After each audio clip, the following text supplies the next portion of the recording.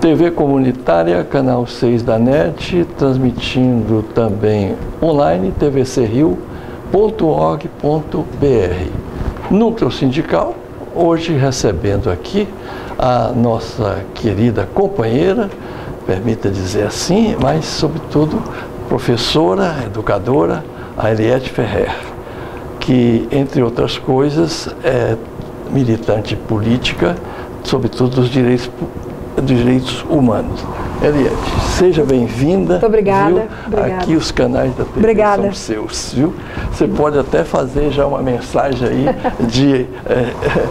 de um alôzinho aí para a nossa telespectadora e telespectador. Boa noite a todos, bom dia ou boa tarde, dependendo da hora que esse programa vai ser passado, né? Eu agradeço o fato de eu ter sido convidada para participar aqui da entrevista. É um prazer, uma honra enorme estar aqui com o Soriano, meu velho amigo e companheiro de lutas. Verdade. Eliette, eu queria também que você então soubesse um pouco dessa grande figura guerreira. A Eliette, entre outras coisas, ela que vem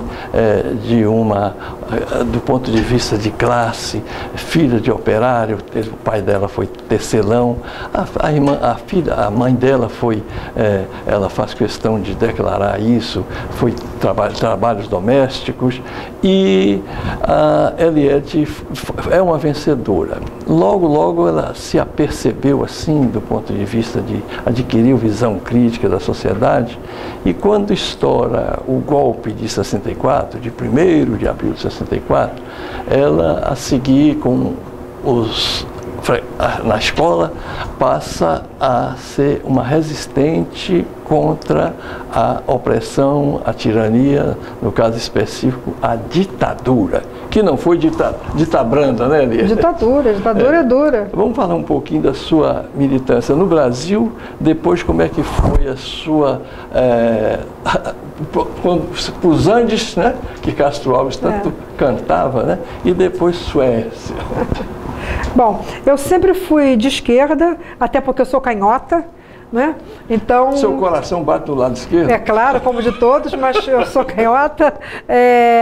Mesmo sem ter teoria, eu sempre defendi os fracos e oprimidos, eu sempre olhei as pessoas... com o mesmo olhar que eu olho qualquer pessoa, né? Sem preconceitos, ao contrário, se a pessoa é mais necessitada, então você sempre tende a ajudar, a dar mais oportunidade, né? Eu era professora, no caso dos alunos. Mais tarde também eu percebi que eu era feminista, que eu sempre fui feminista, sem saber. Olha só. Porque você começa a olhar os atos que você praticou anteriores, né? Então você vê que aquilo era feminismo, sem saber. Eu era uma pessoa de esquerda e feminista. Eu tomei consciência mais da esquerda, digamos assim, depois que eu frequentei a faculdade, depois que eu entrei para a faculdade. Eu fiz História, fiz o curso de História na UEG, hoje é a UERJ, era porque a Universidade do Estado da Guanabara naquela época, né? Porque o Estado da Guanabara era quando a capital foi transferida para Brasília, o Distrito Federal, onde eu nasci, você também, virou o Estado da Guanabara. Não, eu sou mineiro. Você é mineiro? Gosto de comer queijo e sou de Teoflotone, mas sou carioca, não sou adotivo, como me deram o título Paulo Ramos, de cidadão fluminense e de cidadão carioca. Com muito orgulho. Com certeza, você é carioca. Mas, então, curso de História, depois você foi professora também de literatura. Fui professora, eu fiz curso normal. Quando eu acabei o ginásio, naquela época depois do ginásio, você tinha científico, normal ou clássico. Tanto que tem a música, mais uma normalista linda, não pode casar aí. Normalista. Então eu fui normalista, e eu fui normalista na época do Jango, que foi um dos melhores, se não o melhor, governo que o Brasil já teve. O melhor presidente do Brasil foi Jango Goulart. João Goulart. Ele tinha como meta as reformas de base e foi deposto pelo Império, né? Um golpe mancomunado, engendrado nos Estados Unidos, para justamente tirá-lo do poder, ele foi deposto por causa disso, porque ele achou, aqui no Brasil, né, nós temos essa característica, os governantes que olham para o povo, que eles se dedicam a dar mais oportunidade, né, ao povo, esses líderes são perseguidos. Assim foi o próprio Getúlio, que acabou se suicidando, o Juscelino foi perseguido também, o Jango, imagina, foi feito golpe contra ele, o Brizola, né, e agora o Lula, que está preso sem provas. E veja você, Lula não pode dar entrevista da prisão. Mas o Fernandinho Beiramar pode. Fernandinho Beiramar, macarrão, veja você. Bom, então, só para a gente não perder o fio da meada, Brasil, ditadura, aí você, com seu companheiro, né, começa... mais tarde eu militei na LN. LN significa... Ação Libertadora Nacional, era liderada pelo Carlos Marighella, grande brasileiro, baiano, foi deputado pelo Partido Comunista e, bom, ele foi assassinado pela ditadura, naturalmente, naturalmente não, né, claro, e, bom, por causa dessa militância, o meu companheiro de época foi preso. O nome dele, para a gente fazer Luiz Carlos de Guimarães. Aqui, Luiz Carlos. Ele foi preso e muito torturado, ele não morreu porque não morreu. Foi levado para São Paulo, trazido de volta para o Rio, mas tinha, por sorte, um general amigo da família. Depois que acabou a fase do pau, né, as pessoas que foram presas e torturadas sabem o que é isso. A fase do pau é a fase da tortura pesada, né? Quando acabou essa fase da tortura pesada, choque elétrico, pau de arara, telefone, afogamento, cigarro, ponta de cigarro, maldades terríveis, colocado em celas geladas, que eram chamadas geladeira, né? Maldades sem fim, porque o ser humano tem uma imaginação muito grande. Isso uma pessoa já rendida, né? Quer dizer, de uma covardia absurda. A tortura é um ato covarde antes de tudo, porque a pessoa está presa, não tem como se defender, e aí a autoridade...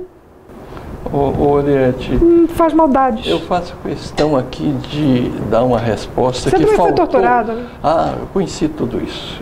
Eu faço questão de dar aqui uma resposta que faltou naquela entrevista que a Globo faz com o general Mourão, em que ele diz que os heróis matam, mas os heróis, general Mourão, não matam pessoas já rendidas.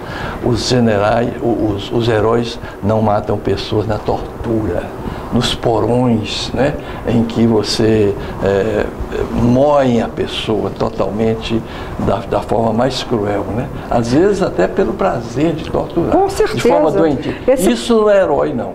Esse coronel que está sendo falado hoje em dia, que esse candidato à presidência, ele fica exaltando esse coronel, que foi um dos chefes da tortura no Brasil. Brilhante Ustra. Não gosto, prefiro não falar, mas você falou tudo bem.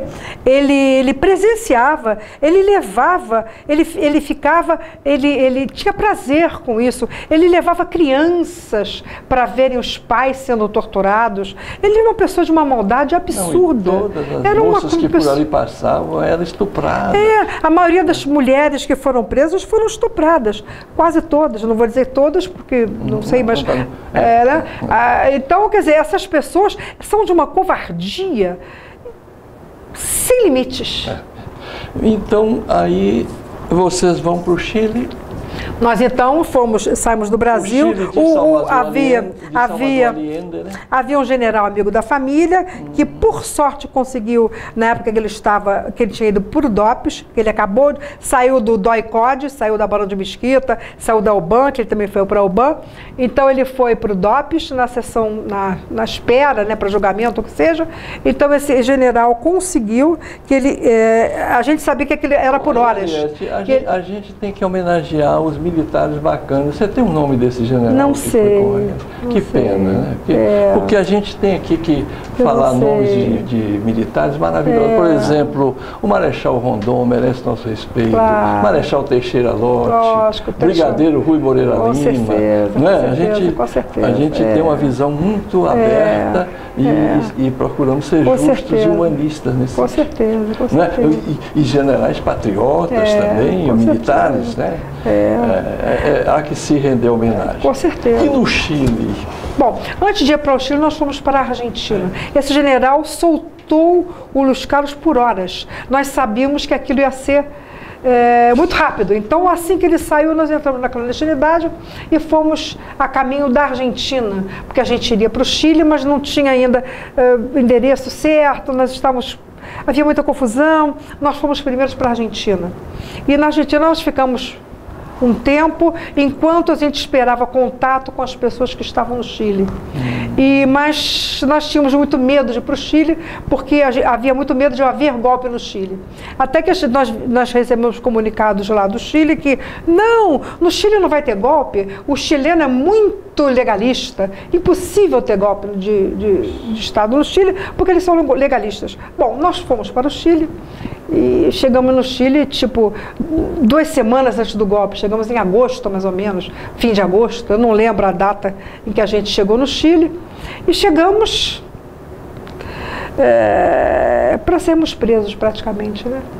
Então, nós fomos presos no dia 12 de setembro, no dia seguinte ao golpe, que o golpe foi iniciado no dia 11 de setembro de 1973. 11 de setembro. Tem 45 anos. Lembra alguma coisa, o 11 de setembro lá uma data fatídica. Uma data fatídica. Então, no dia 12 de setembro, nós fomos presos e nós éramos, na casa, 4 homens e 3 mulheres. Nós fomos entraram, acho que cerca de 20 carabineiros na casa, invadiram a casa e revistaram tudo, estavam à procura de armas e, bom, não encontraram armas. Nós fomos então, nós éramos estrangeiros todos brasileiros, nós fomos levados para o terraço do edifício, nós íamos ser fuzilados. Foi nem sei como dizer, hoje, né, 45 anos depois, mas aquele momento foi um momento muito grave, muito sério. Havia também uma outra família de uruguaios que morava no prédio, nós fomos colocados assim em fila, de frente, e eles armaram lá os fuzis e deram ordem, não foi o tiro, vai ser daqui. Deram não sei quantas vezes simular aquele fuzilamento. Não fomos fuzilados, é claro, estou aqui viva, mas aquilo é um estresse que vocês não podem calcular. Claro. Você está pronta para ser fuzilada, não fuzila, não, vai ser agora, e assim por diante. Quer dizer, foi terrível. E nós saímos de lá, fomos empurrados até lá, levados até lá de volta a casa. Houve... É um momento que eu não gosto de falar. Mas quem quiser ver o que foi, tem alguma coisa de forma dramatizada. Esse livro aqui diz tudo o que aconteceu comigo. Aqui no livro, nesse livro 68, A Geração Queria Mudar o Mundo, esse livro aqui que eu organizei, também relata há 170 relatos de 100 pessoas. Uma das 100 pessoas sou eu mesma. Eu relato o que aconteceu comigo no Chile e na Argentina e posteriormente na Suécia, porque depois do golpe do Chile nós fomos então para a Suécia. Porque Mas antes sobre ilustrações, além desse livro maravilhoso que você organizou e que o Aquino, que aliás é graças a ele e ao Max Figueiredo que nós estamos sendo levados aqui, filmados e levados ao ar, a quem agradecemos, devido a esses companheiros, portanto, que você fez um close, né, Aquino, nós queremos falar um pouquinho outras ilustrações que a gente pode ver no Brasil, no Chove sobre Santiago, um filme muito importante. Aquele livro, o filme chamado O Desaparecido, do Costa Gravas. Chama-se O Desaparecido em português. Então, Costa Gravas. Sugiro a você aí, telespectador. É um filme que fala justamente sobre foi um cidadão estadunidense que desapareceu no golpe. O pai dele Um estadunidense foi lá. Telespectador. Não, mas o filme, esse é só o início do filme. Ele foi lá à procura desse cidadão. Exatamente. O filme é todo sobre o golpe do Chile. É um filme muito duro, retrata bastante bem o que a gente passou no Chile pós-golpe. Vocês estiveram num verdadeiro campo de concentração foi, lá, foi, né? claro. E depois embarcam para a Suécia. Né? Sim, a gente foi levado para a Suécia, nós fomos exilados na Suécia, né? Nós éramos... Acho que não sei quantos brasileiros estavam na Suécia, mais de 100, não sei. Eu conheço alguns, né? Eu conheço o Ari Celestino Leite, o Marquinhos, Marcos, conheço Marcola. Ele morreu, Marcola, não morreu? Faleceu. Conheço também aquele que é professor de História, seu colega de História, que... ele tem também trabalhos publicados junto com Aquino, esse professor. O Chiquinho. Chico Mendes. Chico Mendes. Que não é o Chico Mendes do Amazonas. Não, Francisco Roberval Mendes. Muito bom, também foi exilado. Mora em Paquetá hoje em dia. Companheiro Francisco Roberval Mendes. Então, Suécia. E como era o convívio lá e com os demais latino-americanos? Nós chegamos na Suécia nus e crus, digamos assim, né? Sem saber nada da sociedade sueca.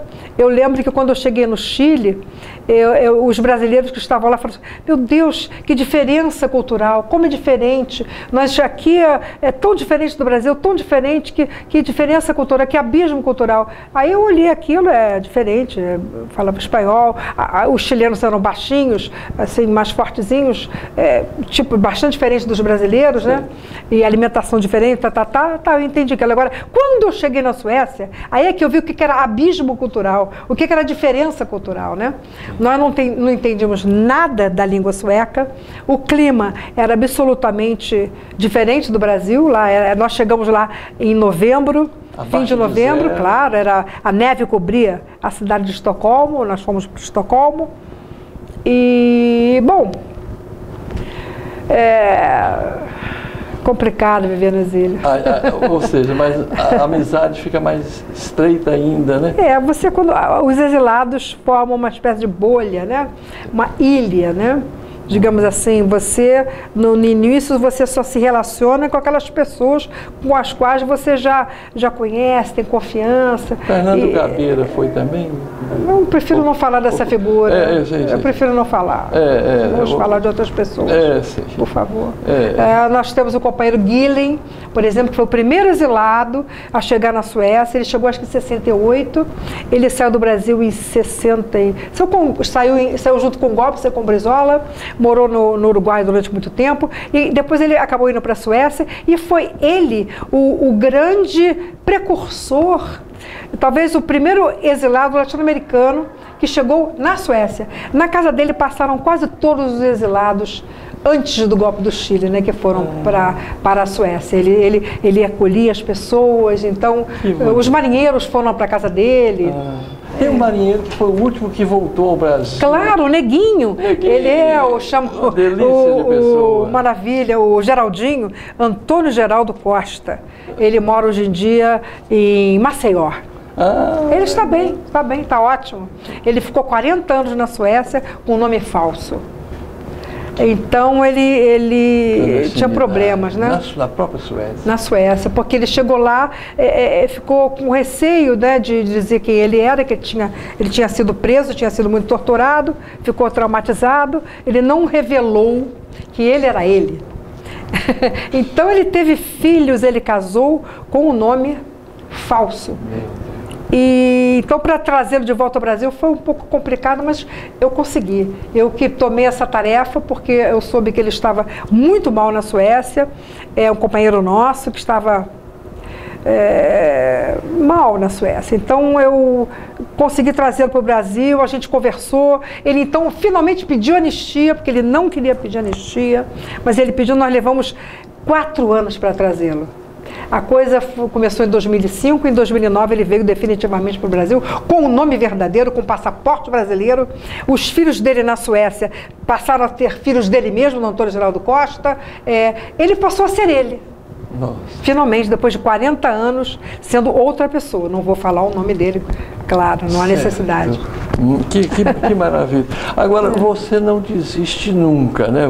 Eu falava de uma pessoa aqui que aparentemente tem se alegado que passou para o outro lado, conciliador, mas vamos falar de você que nunca abandonou seus princípios, em que pese você ser extremamente humanista e eu diria até espiritualista, né? Com certeza. Eu acredito em ondas, em faixas de onda. Sim. Eu acho que se você estiver naquela faixa de onda, né, do pensamento, você vai atrair coisas boas. Né? O bom humor, as pessoas boas, as boas ações, ou o que seja. Então, há várias faixas de onda no universo, no planeta, onde seja. Então, você tem que procurar sempre ficar perto das pessoas com as quais você mostra o seu melhor lado. Porque todo mundo tem um lado obscuro, igual o cone da lua, né? Aquele lado que não é iluminado. Todo mundo tem um lado esquisito, né? Eu acho que o ser humano é assim, perfeição não há, né? Então, nós temos sempre que procurar, acho eu, nos aproximar de pessoas com as quais nós mostramos nosso melhor lado, nossa melhor forma de existir. Ou seja, a gente saber sintonizar bem. Isso. Que tipo de rádio, de televisão, e a TV comunitária é uma delas, e você deve sintonizar. Eu acho isso. Acho que essa é um caminho a seguir, né? Então, Eliette, vamos falar um pouquinho de conjuntura. Como você está vendo hoje o mundo, as forças assim do bem, que eu chamaria as forças populares, essas que pensam socialmente. As forças humanas. A humanidade. Quer dizer, eu acho que está acontecendo cada vez mais forte uma onda de prevalência, de tentativa de prevalência, digamos, da banca, dos banqueiros, do dinheiro, das forças econômicas, o capitalismo financeiro, né? Dessas forças contra a humanidade. Que o ser humano, ele é muito versátil, né? O ser humano pode tudo, dizem alguns. Então eu acho que existe no planeta agora um retrocesso muito grande, uma tentativa de retrocesso muito grande, seja na Europa, seja na América Latina, de volta ao nazifascismo. O fascismo nos ronda. Vários países da Europa, mesmo depois da eleição, os partidos nazistas, nazifascistas, estão crescendo. Aqui no Brasil. Mesmo nos Estados Unidos, porque hoje você sabe o que o Trump está fazendo. Podia-se dizer que não se sabia o que o Hitler estava fazendo, porque os meios de comunicação não revelavam tanto. Mas hoje o Trump está separando crianças de adultos, né? Que ele prende e coloca quem está amamentando. Eu soube que há mais de 50 crianças brasileiras presas. O governo brasileiro não faz nada. Capacho, né?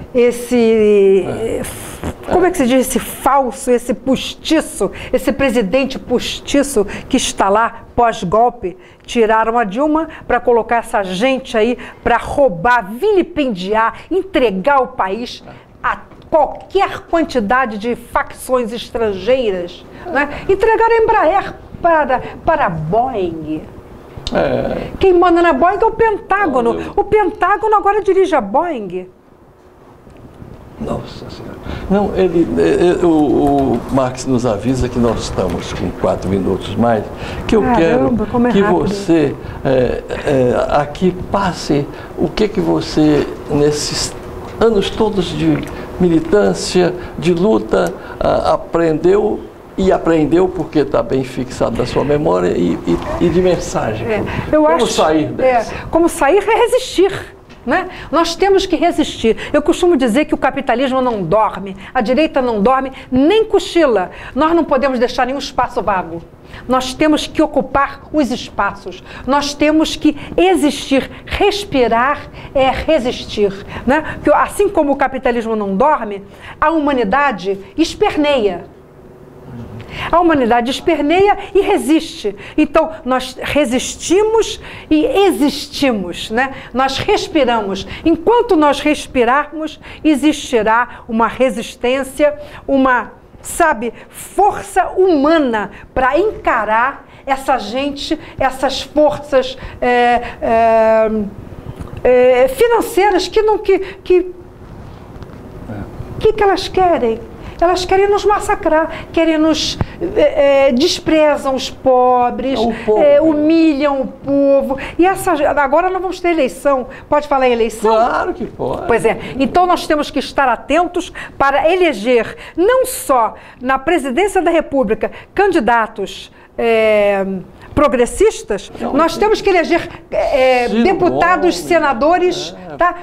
E governadores que sejam do mesmo campo que eles, para que nós possamos tentar fazer um governo popular. Sem desmerecer também que tem candidatos à presidência bons, por exemplo, o Boulos. Sim, são candidatos, o Boulos, o Ciro, claro, mas esses candidatos... Exatamente, a coisa... Tem um candidato que eu acho que ele não representa a direita, mas ele está com grande cotação. Esse candidato seria um perigo para o Brasil. A gente sabe, ele não. É um candidato que quer trazer o fascismo de volta. Ele detesta as diferenças, ele não gosta de mulher, não gosta de índio, não gosta de preto, não gosta de pobre. E, poxa, o que é isso? Prega violência. Prega violência. Rasgadamente. É para fuzilar assim, Nós matar, queremos que o povo brasileiro tenha oportunidade, que todos tenham oportunidade. Porque com oportunidade você poderá crescer. E você crescendo, o país cresce. O país crescendo, ótimo. Mas o que... E ser feliz, o que a gente quer é ser feliz, né? Sem dúvida nenhuma.